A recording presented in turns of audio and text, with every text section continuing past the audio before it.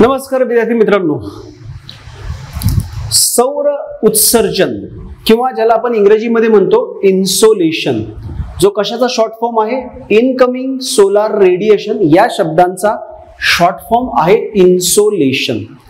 मराठीमध्ये सौर उत्सर्जन काय असतं हे तर सूर्यामध्ये एक अभिक्रिया सुरू आहे. सूर्य हा आपल्यासाठी, या सौरमंडलासाठी, सौरमंडलातल्या सर्व ग्रहांसाठी ऊर्जेचा एकमेव स्रोत आहे. या सूर्यामध्ये केंद्रकीय सम्मेलन अभिक्रिया सुरू आहे, ज्या अभिक्रियेदरम्यान हायड्रोजन अणूची केंद्रक एकत्र येतात आणि हेलियमचं केंद्रक तयार होतं. आणि या अभिक्रियेदरम्यान जी काही ऊर्जा मुक्त होते, ही ऊर्जा विद्युत चुंबकीय लहरींच्या स्वरूपात सूर्यामधून उत्सर्जित होते. या ऊर्जाची किरण विद्युत चुंबकीय लहरी इलेक्ट्रोमॅग्नेटिक वेव्हज असल्यामुळे हे निर्वात पोकळीमधून सुद्धा प्रवास करून पृथ्वीपर्यंत पोहोचतात. पृथ्वीपर्यंत येणाऱ्या या ऊर्जेला आपण म्हणतोय सौर उत्सर्जन. या ऊर्जा किरणांमध्ये आपल्याला तरंग लांबी वेव्हलेंथच्या असेंडिंग ऑर्डरचा जर विचार केला तर वेगवेगळी किरणं आढळतात. कोणती नीट लक्षात घ्या.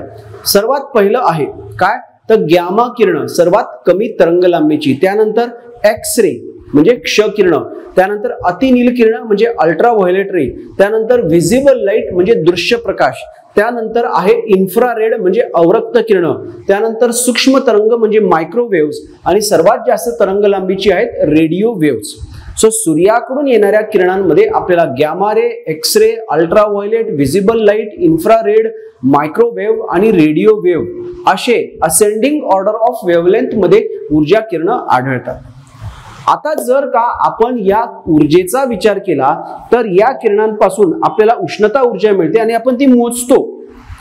आपल्याला काय आढळलं आहे तर पृथ्वीच्या पृष्ठभागावर 1 चौरस सेंटीमीटर क्षेत्रफळाच्या भागाला 1 चौरस सेंटीमीटर म्हणजे साधारणतः एक चौकोनी भाग की ज्या चौकोनाची लांबी रुंदी काय आहे 1 सेंटीमीटर आहे. सो 1 चौरस सेंटीमीटर 1 सेंटीमीटर स्क्वेअर एरियाच्या भागाला दर मिनिटाला एव्हरी मिनिट आपल्याला साधारणतः 1.94 कॅलरी, ज्याला आपण सरासरी 2 कॅलरी म्हणतो, 2 कॅलरी उष्णता ऊर्जा मिळते. सो नीट लक्षात घ्या, पृथ्वीच्या पृष्ठभागावर दर चौरस सेंटीमीटर क्षेत्रफळाच्या भागाला दर मिनिटाला 2 कॅलरी उष्णता मिळते. त्या उष्णतेलाच आपण संबोधतोय सौर स्थिरांक किंवा सौर स्थिर पद, सोलार कॉन्स्टंट. ओके. त्यानंतर या सौर उत्सर्जनाबाबतची दुसरी महत्वाची एक संकल्पना आहे अल्बेडो ऑफ द अर्थ, किंवा ज्याला आपण म्हणतोय पृथ्वीची भूधवलता, परावर्तन गुणोत्तर. हे काय आहे तर नीट लक्षात घ्या.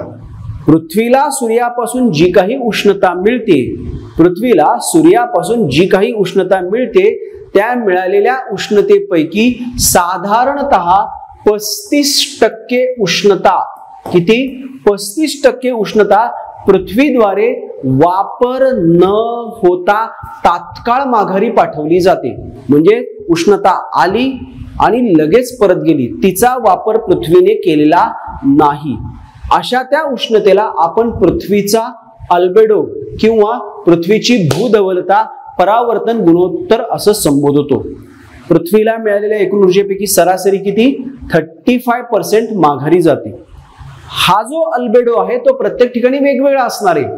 प्रत्येक ठिकाणच्या प्रदेशाचा रंग, त्या ठिकाणच्या पदार्थांचं स्वरूप यानुसार अल्बेडो बदलतो. जसं की तुम्ही जर कायमस्वरूपी बर्फाच्छादित प्रदेशात गेलात तर तिथे पृष्ठभागावर पांढरं शुभ्र बर्फाचं आच्छादन आहे. त्या बर्फाच्या आच्छादनामुळे येणाऱ्या ऊर्जेपैकी 60 ते 90% ऊर्जा, आय रिपीट, हिमाच्छादित प्रदेशात येणाऱ्या प्राप्त होणाऱ्या ऊर्जेपैकी 60 ते 90% ऊर्जा वापर न होता माघारी जाते. म्हणजे त्या बर्फाच्छादित प्रदेशाची भूधवलता 35% नाही, ती 60 ते 90% पर्यंत आहे. पण याच्या ऐवजी तुम्ही एखादं शहर लक्षात घेतलं की ज्याला आपण सिमेंट कॉन्क्रीटचं जंगल म्हणतो, त्या सिमेंट कॉन्क्रीट पदार्थाची उष्णता शोषून घेण्याची क्षमता प्रचंड आहे.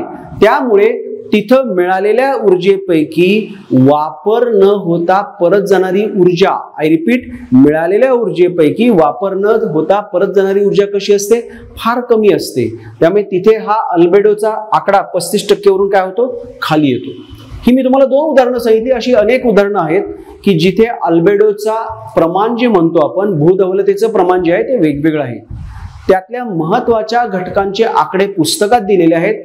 ते तोंड पाठ करा. त्यावर प्रश्न येऊ शकतो. अजूनपर्यंत आलेला नाही, पण वेगवेगळ्या प्रदेशाची भूधवलता किती, हा प्रश्न आपल्याला विचारला जाऊ शकतो जोड्या लावाच्या स्वरूपात.